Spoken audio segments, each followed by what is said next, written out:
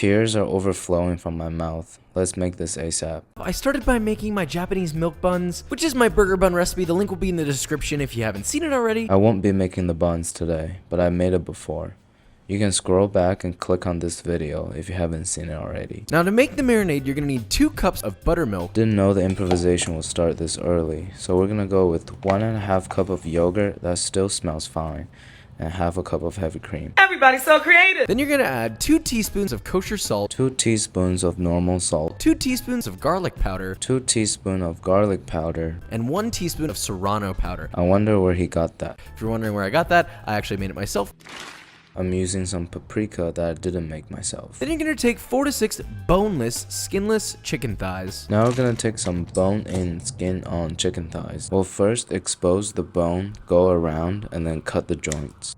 Cover that with plastic wrap and then place it in the refrigerator to marinate for at least an hour or overnight. Put the chicken in the marinade, toss it around, cover with plastic wrap, and then let it sit in the fridge for a maximum 1 hour. You're gonna need 3 cups of all-purpose flour, 3 cups of all-purpose flour, 1.5 teaspoons of smoked paprika, 1.5 teaspoons of smoked paprika, 2 teaspoons of garlic powder, 2 teaspoons of garlic powder, half a teaspoon of fresh black pepper, half a teaspoon of some pepper. 1 teaspoon of oyster mushroom powder. I don't have that, but I have this little jar of truffle powder from that one time I tried to be someone that I'm not. Want them to love me. Whisk together until thoroughly combined. Whisk together till thoroughly combined. Coat it in flour and press aggressively into the chicken. Coat the flour and press aggressively into the chicken. And place it on a baking sheet on the side, Shake off excess and place it on the side. Fahrenheit or 176 degrees Celsius.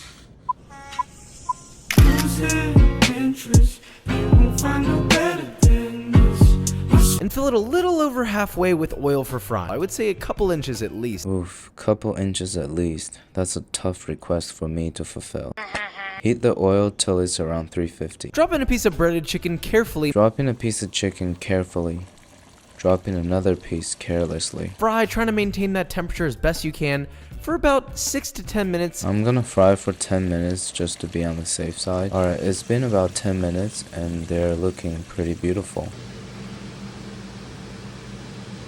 Damn. Now we need to make a mayo. 3/4 of a cup of mayonnaise. 3/4 of a cup of mayonnaise. 8 cloves of black garlic that have been pureed. I just kind of spread it out with my knife because it's so soft. 3 cloves of garlic that has black spots. I'm just gonna grate on my microplane because they're so hard. 1 tablespoon of spicy hot sauce. I use some homemade lacto-fermented habanero sauce. 1 tablespoon of hot sauce. I'm using commercially fermented Frank's Love Juice.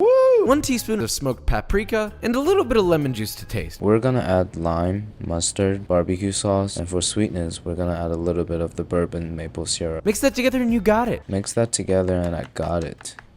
Assembly time. First rule, always toast your buns. Assembly time. First rule, always pick the bread that has the least amount of moldy spots. Here it is. Cut that part off and he's as good as new. Cut in half and toast, and we're ready to assemble. Nice job, team. Generously apply your mayo on the bottom bun. Generously apply mayo on the bottom bun. Shingle on your pickles and please no bald spots. And shingle my pickle and please no balls. Mayo up that top bun and don't be scared to be generous. If you are the top bun, don't be scared to be yourself. Le piece de résistance. The chicken.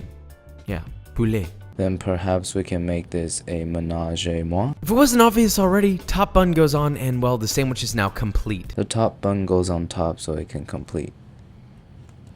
And I have to say, this is looking pretty fire. Now on the right is the Popeyes chicken sandwich and on the left is my sandwich. Or you could say you versus the guy she told you not to worry about. If he looks this delicious, I'd tell her to tell him to join us.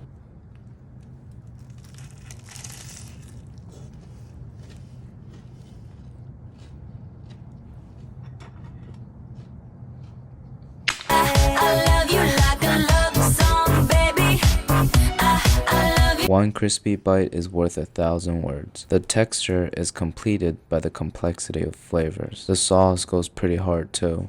Highly recommend. Alright, thank you.